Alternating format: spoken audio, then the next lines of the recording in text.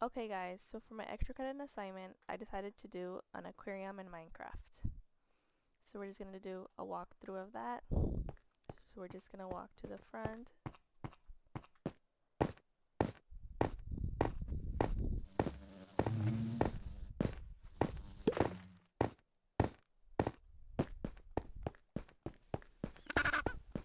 Okay, so the first enclosure you see when you walk in, to the left, you're going to see African penguins. So African penguins reproduce sexually with internal fertilization, and an interesting fact about them is that they mate for life. They have a unique call, kind of similar to donkeys, to communicate with their partners. Just gonna flip on.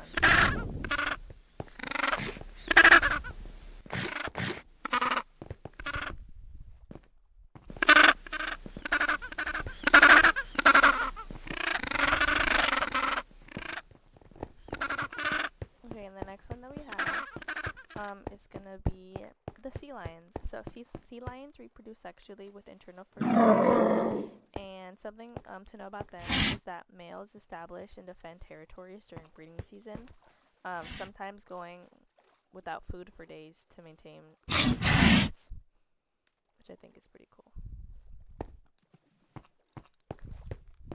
Now we're gonna go downstairs. So the first thing we have here is we have cod. So cod reproduce sexually with external fertilization, and cod actually can release up to 9 million eggs during a single spawning season to help maintain their population in the wild. And then on the other side over here, we have the African lungfish.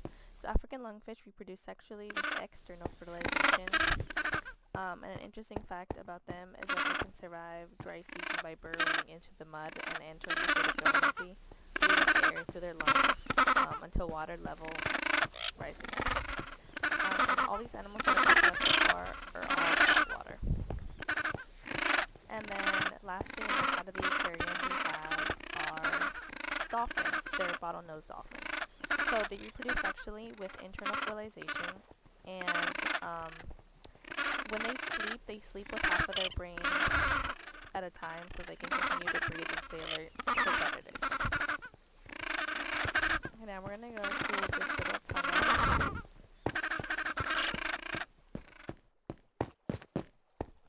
Okay, so I made a clear little tunnel, like how, aquariums usually have. So here you can see we have some kelp, we have some seagrass in the back, we have some corals, and then we have some salmon in there, some sea turtles, and some squid. So I'm just going to tell you a little bit about the sea turtles and the squid. So sea turtles reproduce sexually with internal fertilization, and an interesting fact about them is that females return to the same beach where they were born to lay their eggs, often traveling thousands of miles across the ocean to do so, which I think is actually pretty cool. And then we have squid here as well. They produce internally and sexually, and an interesting fact about them is that they have the ability to change color and blend into their surroundings using specialized skin cells called chromatophores, helping them avoid predators. Okay, so now we're going to go to the other side of the aquarium. Here on this side, we have the mola mola fish. It's also called an ocean sunfish. These reproduce sexually with external fertilization, and they can lay up to 300 million eggs at once, making them one of the most prolific fish species, which is a lot of eggs at one time. And then on the other side, we have the dugong. So dugongs reproduce sexually with internal fertilization, and they are closely related to manatees and spend most of their time grazing on seagrass beds, which play a crucial role in maintaining healthy marine ecosystems. And again, these are also still saltwater.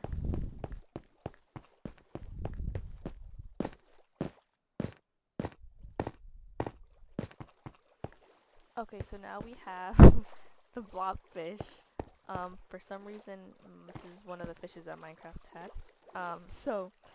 The blobfish reproduce sexually with external fertilization, and they can live at extreme depths in the ocean, where the pressure is so high, it gives them a unique gelatinous appearance. Because I don't know if you've ever seen like an actual picture of them, but they look like jello. And then our next enclosure is going to be the Japanese spider crab. Japanese spider crab reproduces sexually with internal fertilization, and an interesting fact about them is that they can have a leg span of up to 12 feet, making them the largest known species of crab. And this is them.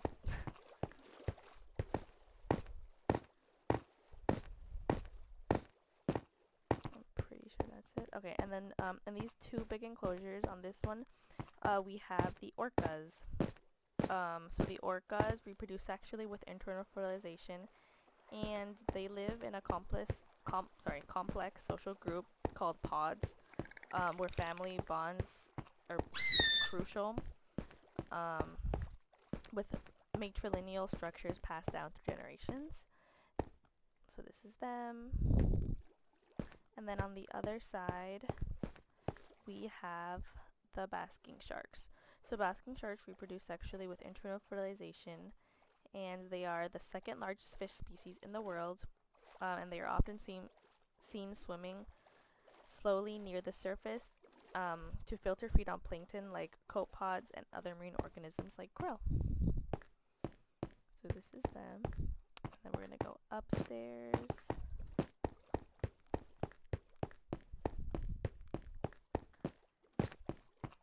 Oh, okay. So this is one of my favorite animals in the aquarium.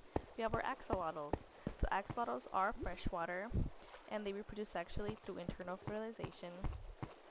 And axolotls are pretty cool because they can regenerate their limbs, I guess kind of like a sea star. But let's say they lose a leg, they can just quickly, well not quickly, but they can regenerate it back. And that trait is called neoteny. I'm not sure if I'm pronouncing that right, but it's pretty cool. And they can actually even regenerate parts of their heart and brain. And they're so cute. Okay, over here we have our tropical fish and puffer fish. So they don't have like specific eggs for like clownfish and stuff. So we're gonna pretend these fishes are clownfish.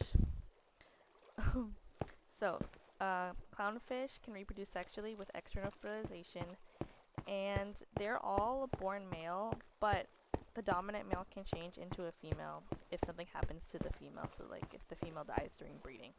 And then again, we have our pufferfish in here. They reproduce sexually with external fertilization, and there are some males there are some males that can create intricate like geometric patterns in the sand to attract females for mating. This is them. You see them puffing up the closer you get to the glass. On this side we have our salmon. So salmon are born in freshwater, and then they migrate to saltwater, and then they actually come back to freshwater to breed. So salmon, they reproduce sexually through external fertilization, and they can travel up to hundreds of thousands of miles to breed back where they came from. And then the last fish that we have here in the aquarium is the Oscar fish. So Oscar fish are freshwater as well, and they reproduce sexually with external fertilization, and they are known to form monogamous pairs and often care for their eggs and fry by guarding and fanning them to keep them clean and oxygenated. So yeah, this is the aquarium. This is all of the species that we have in here. So yeah, I hope you enjoyed. Thank you.